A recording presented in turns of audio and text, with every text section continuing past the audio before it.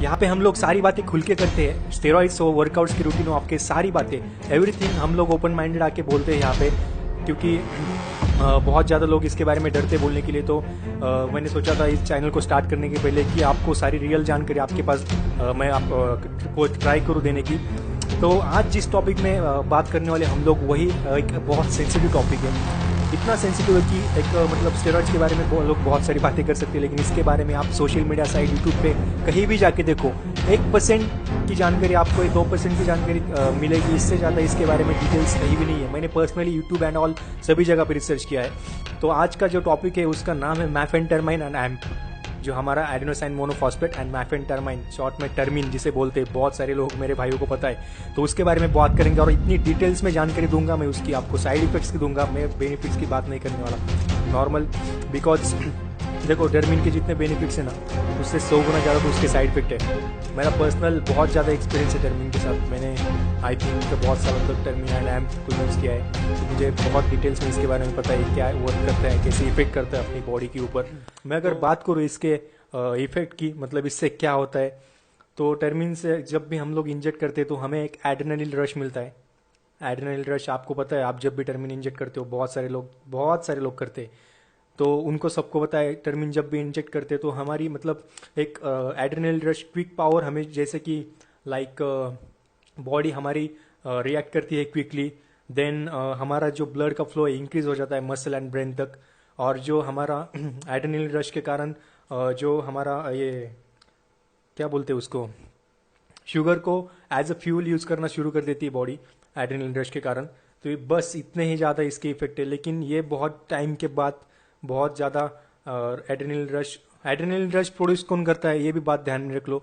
हमारे adrenaline gland करते हैं, जो हमारे किडनी जो होती है उसके एग्जैक्टली ऊपर होते हैं दोनों साइड के, और उसकी बहुत छोटी साइज होती है। तो टर्मिन वहाँ पे जाके प्रेशराइज करता है उनको। देखो, एड्रेनलिन ग्लैंड जो है हमारी किडनी के ऊपर, उसका मेन काम है हमारा कॉर्टिसोल हार्मोन जो है हमारे अंदर, वो प्रोड्यूस करना। दूसरा एड्रेनलिन को प्रोड्यूस करना। एंड तीसरा स्टेरॉइड, एल्डोस्टेरोन एक नाम का हार्मोन है हमारे अंदर, उसको वो प्रोड्यूस करता है। तो हम लोग बात करेंगे इसके इफेक्ट की, तो सिर्फ एड्रेनलिन रश आपको मिलता है। दूसरा जो कॉर्टिसोल हमारा प्रोड्यूस होता है, कॉर्टिसोल प्रोड्यूस होने के कारण, मतलब कॉर्टिसोल का मेन काम जो है हमारा, जो ब्लड प्रेशर को कंट्रोल में रखता है, वो ब्लड शुगर लेवल को कंट्रोल में रखता है, अपनी बॉडी के अंदर जो वाटर एंड सॉल्ट का उसको बैलेंस में रखता है। तो इतने सारे नॉर्मल कॉर्टिसोल के काम है। तो आप एक बात समझ लो, टर्मिन जब भी इंजेक्ट करते हो एवरी टाइम, टर्मिन आपके एड्रेनलिन एड्रेनल ग्लैंड को प्रेशराइज करता है हर टाइम पे। और हमारी बॉडी ऐसी बनाई है भगवान ने, आप जान लो इस बारे में। कोई भी हार्मोन, हम लोग स्टेरॉइड भी लेते हैं हमारी बॉडी के अंदर, तो बाहर से आने के कारण हमारी बॉडी बंद करना, अंदर से बंद कर देती है बनाना। उसी तरह से जब भी हम लोग टर्मिन इंजेक्ट करते हैं तो एड्रेनल ग्लैंड का एक लेवल है, उस लेवल तक वो प्रेशराइज हो जाएगा। उसके बाद टर्मिन का इंजेक्टेबल डोज खत्म हो गया, उसका इफेक्ट खत्म हो गया, दो घंटे के अंदर, उसका 1-2 घंटे के अंदर इफेक्ट खत्म हो जाता है। तो उसके बाद वो सप्रेस हो जाता है एड्रेनल ग्लैंड। जितनी पावर में टर्मिन अंदर आने के कारण, मैफेंटरमाइन अंदर आने के कारण बनाता है, बाद में उसको उतना होता नहीं, उससे तो और ज़्यादा सप्रेशन होता है उस सारे हार्मोन्स का, जो हमारे रेगुलर लाइफ में बहुत इंपॉर्टेंट है हमें। तो आप लोगों ने बहुत सारे लोगों के साइड इफेक्ट देखे होंगे, जो भी कंटिन्यूस बहुत ज़्यादा टर्मिन लेते हो, उनको पता है कि जब आप इंजेक्ट नहीं करते हो, आप टर्मिन इंजेक्ट नहीं करते हो, तो आपको कैसा नेगेटिव फीलिंग्स एंड एक अजीब सी डर जैसी माहौल की फीलिंग्स आपके अंदर होती है। उसी कारण होती है, बिकॉज आपका कॉर्टिसोल एंड एड्रेनलिन का जो हार्मोन है उस लेवल पे प्रोड्यूस नहीं हो रहा जिस लेवल पे आप टर्मिन लेने के बाद होता है आपके अंदर।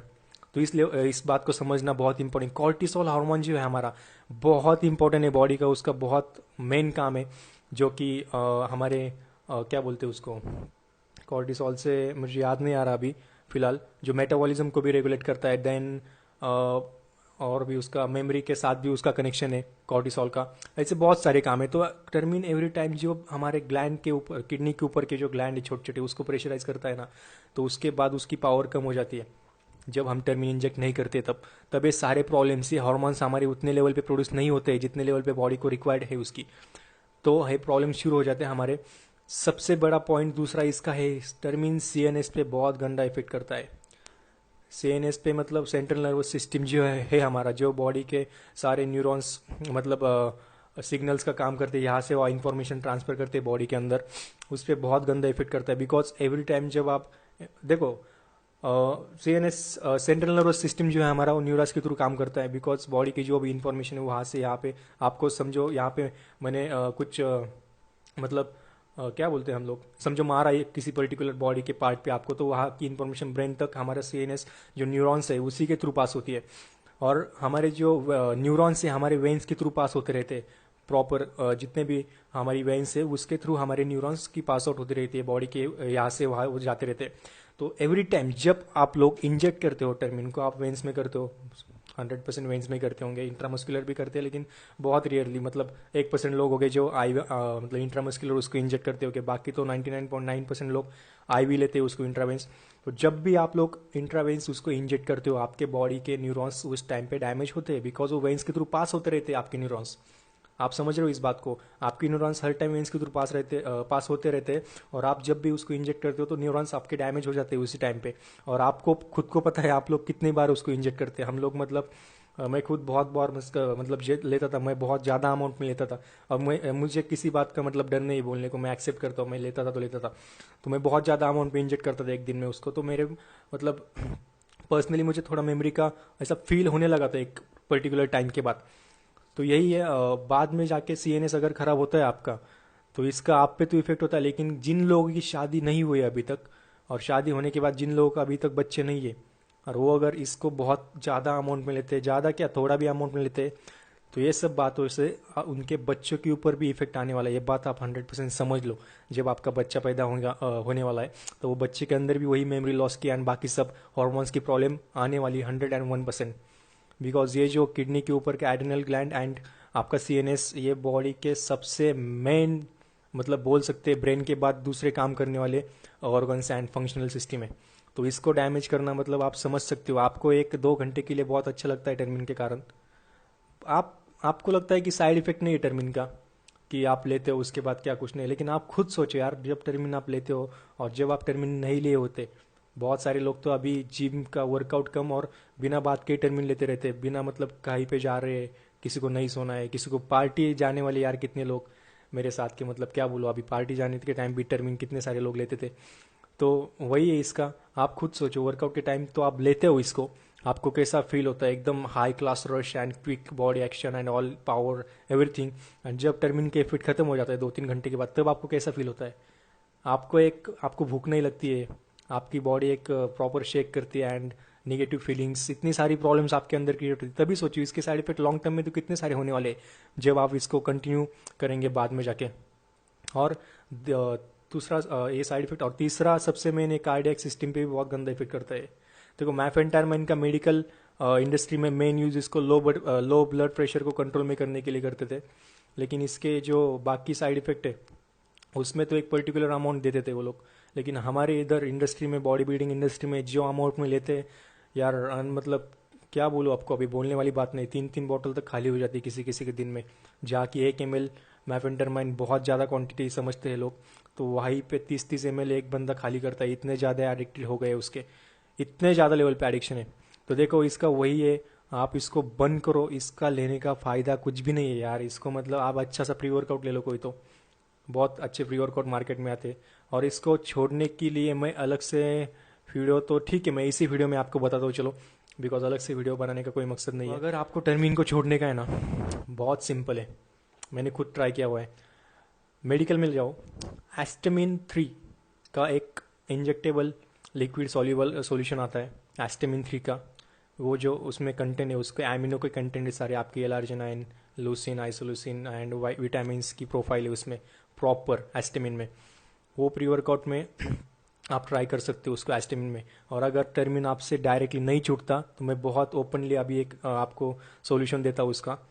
आपका टर्मिन 5 ml, 10 ml की टर्मिन की बॉटल है, ओके, तो आपका टर्मिन 5 ml एंड एस्टामिन 5 ml, उस दोनों को मिक्स करो, आपका टोटल हो जाएगा 10 ml। और आपको टर्मिन डायरेक्ट नहीं छूटता तो जो आप 1 ml का डोज लेते हैं टर्मिन का, तो मिक्स करके एस्टामिन को मिक्स करके 1 ml का डोज ले लो। एस्टामिन इंजेक्टेबल ही आता है और उसको IV लिया जाता है, तो उसका कुछ टेंशन नहीं है।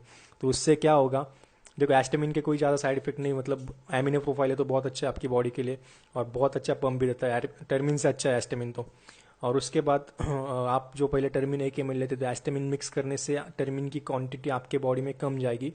उसमें जो आधा टर्मिन होगा, आधा एस्टामिन होगा, हाफ ml एस्टामिन, हाफ ml टर्मिन।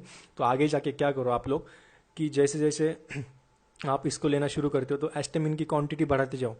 अभी हाफ ml ले लो तो बाद में 1 ml पे जाके टर्मिन की क्वांटिटी कम करते जाओ मिक्स करने की, और एस्टामिन की बढ़ाते जाओ। 1 ml पे जाके टर्मिन पूरा बंद करके सिर्फ एस्टामिन पे डिपेंड हो जाओ, बिकॉज एस्टामिन से कुछ मतलब इतना ज़्यादा नुकसान नहीं है आपको जितना टर्मिन करता है। और एक टाइम पे जाके एस्टामिन भी बंद कर दो, बिकॉज एस्टामिन जो लेते हैं IV लेते हैं हम लोग, जैसा मैंने बोला आपको CNS सेंट्रल नर्वस सिस्टम का जो न्यूरॉन्स हमारे डैमेज होते हैं हम जब इंजेक्ट करते हैं वेंस में कुछ भी, तो एस्टामिन भी बंद कर दो, पाउडर फॉर्म में लेना स्टार्ट कर दो उसको। कुछ नहीं है वो, क्या है एस्टामिन, तो एमिनोप्रोपाइल है आपका, तो पाउडर फॉर्म में लेना स्टार्ट करो और बहुत आराम से हो जाता है। पर्सनली मैंने जैसा छोड़ा है उसी तरीके से आपसे मैं वही शेयर कर रहा हूँ, वही तरीका। ये आपको कोई नहीं बताएगा, मैं गारंटी देता हूँ। यहाँ पे मुझे एक वीडियो दिखाओ यूट्यूब एंड ऑल सारी जगह पे इसके बारे में, छोड़ने के बारे में एंड ऑल डिटेल्स कहीं पे होगी। ये बहुत इफेक्टिव तरीका है, बहुत ज़्यादा इफेक्टिव तरीका है एस्टामिन का। तो इसको आप ले सकते हो। एस्टामिन की 20 ml की बोतल आती है 110 रुपीज़ की, आराम से हर एक जनरल मेडिकल स्टोर में मिल जाती है एस्टामिन की बोतल। तो देखो यार, टर्मिन का मतलब कुछ इतना, मतलब जितना 1% का उतना, अगर आपको एक रश दारू की तरह यार, मैं तो बोलता नशेड़ी की तरह है वो। 2 घंटे का नशा रहता है, उसके बाद क्या है, खत्म, फिर से लत लगने जैसे हम लोग लेते रहते हैं उसको। तो बहुत गंदा है वो, छोड़ो। आजकल तो वो रास्ते के बेवड़ों में भी फेमस हो गया है बहुत सारे मतलब जो दारू पीने वाले रास्ते के, जिनको जिम का कोई रिलेशन नहीं, कुछ नहीं, वो भी पूछते हैं आजकल टर्मिन क्या होता है, क्योंकि उनको भी पता चला है उससे नशा होती है एक टाइप की। तो इसको छोड़ दो, बहुत आसान है छोड़ना। जो मैंने आपको तरीका शेयर किया एस्टामिन का, इसको कैसे छोड़ने का है, तो बहुत इफेक्टिव तरीका है वो, उससे छूटता ही छूटता है वो। ट्राई करने की बारी है। देखो आप अपने फ्यूचर के साथ मत खेलो, इसमें बहुत ज़्यादा रिस्क है। एक आपको अभी नहीं लगता है, दारू पीने वाले पर्सन को कैसे, मतलब उसको नहीं लगता कि मेरे साथ कुछ साइड इफेक्ट हो रहा है, लेकिन उसकी एक ब्रेन एंड बाकी सब सिस्टम उसके ऊपर ही डिपेंड रहती है, दारू के ऊपर। जब तक वो नहीं पीता तब तक उसको मतलब काम नहीं करता वो कुछ। इसी तरह से सेम एज टर्मिन वही काम करता है वो। 2 घंटे की नशा रहती है, एड्रेनलिन का रश रहता है, उसके बाद खत्म होने के बाद ग्लैंड देखो डैमेज होने ही होने। मेरे से लिख के लो, मेरी पर्सनल, मेरे कैफीन की वजह से हुए थे एक्चुअली, टर्मिन की वजह से हुए, लेकिन 2016 में मेरे ग्लैंड बहुत ज़्यादा डैमेज हो चुके थे। मुझे बहुत बड़ी ट्रीटमेंट लेनी पड़ी थी उस टाइम पे। कैफीन जब मैं बहुत ज़्यादा कैफीन की, मतलब मैं चैलेंज नहीं था मुझे कैफीन लेने के लिए। मैं अभी भी मेरे बहुत सारे फ्रेंड्स को पता है, मैं 800+ mg कैफीन लेता था बहुत ज़्यादा। जहाँ पे नॉर्मल लोग 300 mg पे मतलब उनकी कैपेसिटी खत्म होती है, तो मैं वहाँ पे 800+ कैफीन लेता था। तभी मेरे मतलब एड्रेनल ग्लैंड जो है, एड्रेनल ग्लैंड तो मेरे डैमेज हो गए थे थोड़े, तो मेरी ट्रीटमेंट चल रही थी उस टाइम पे। ये बहुत गंदी बात है, मुझे पता है मेरे पे क्या बीती थी, इसलिए मैं पर्सनली आपके साथ ये सब बातें शेयर कर रहा हूँ।